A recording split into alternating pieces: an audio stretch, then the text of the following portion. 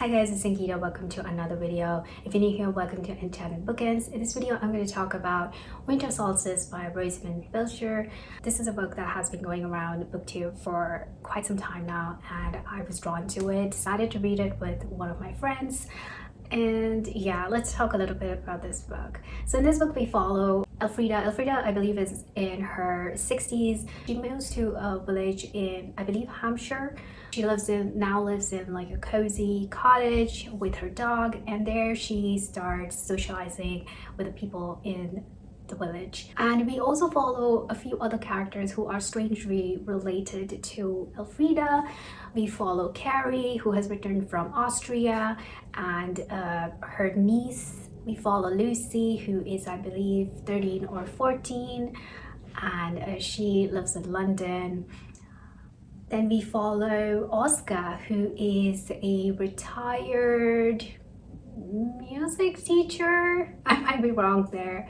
But yeah, he also lives in the same village as Elfrida does. And then we follow Sam, who has returned from New York to UK. He is from the UK, so he returns home after separating from his wife. Circumstantially, all of these people come together during the Christmas time.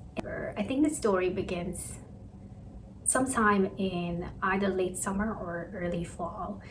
Anyway, so the themes of this book are mostly infidelity, loss of loved ones, and grief. I really enjoyed this book for the first, I think, 300 pages, although by then a lot of things, unsettling things had happened, which made me feel really uncomfortable.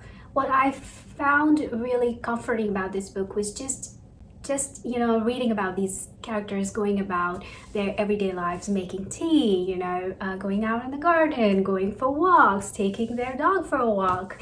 It was all so very beautiful, and it reminded me of my life in an English town, and I was feeling very nostalgic for that.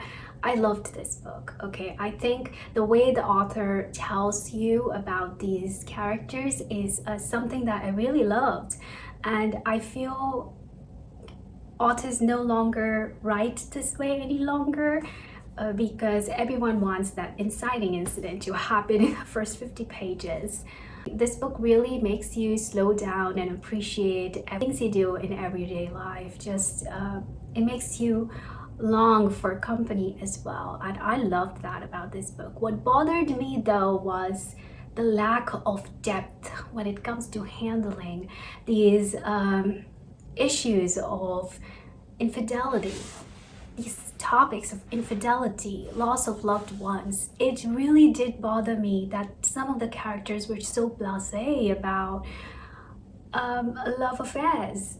Okay, what bothered me really was that there was not even one character in the entire book. There wasn't even one character who reproached the other.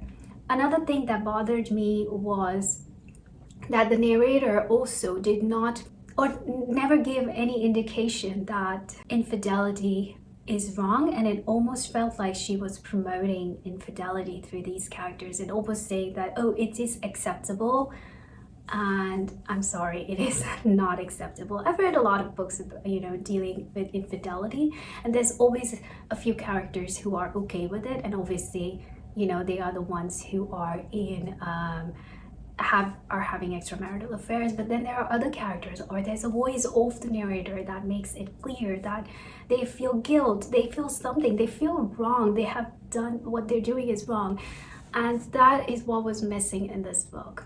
Secondly, oh my goodness, the way the loss of loved ones was dealt with here was like so wrong. It was just wrong. There's just no way for me to ever feel anything for these characters. All of them were unlikable except for one. And I could not. I just could not. Some of it was very dramatic, like, whoa, where did this like dramatic scene come from? Oh my gosh, so horrible, just horrible characters. I don't know how to talk about this without giving away any spoilers. But it takes ages to grieve loss of not one loved ones but two loved ones, you know. It takes ages to do that, and this author just somehow was very nonchalant about grief, very nonchalant about loss, and I couldn't for the life of me enjoy this book after that. It put me in the most dreadful, horrible reading slump I've ever been in. I just struggled through the last 200 pages. So did I like this book? Yes and no. I did love the writing and the kind of the part where we are following these characters in their everyday lives. At the same time, I did not like the voice of the character. I thought it was so much lacking. The dialogue itself, when everyone's talking, like the dialogue of one character matches exactly the dialogue of the other character. There was like nothing unique to them except for like a few Scottish accents, which I'm like, come on. You could do better. You could do better, Rosamunde. And I'm very reluctant to pick up another book by this author.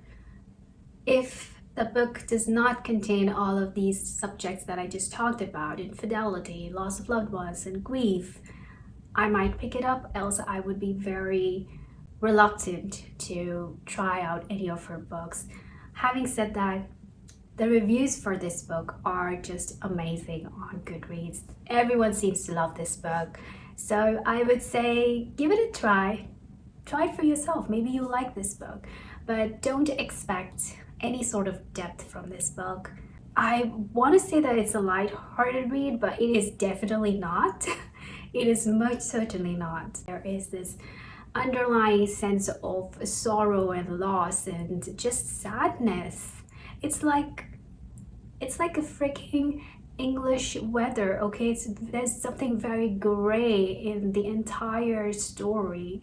Be mindful of that. That's all I have to say about this book. If you have read any other books by this author, do let me know in the comments down below, because I would like to give it a try. Thank you so much for watching this video. If you haven't already, please subscribe to my channel and like this video, and I'll see you next time. Until then, take care. Bye.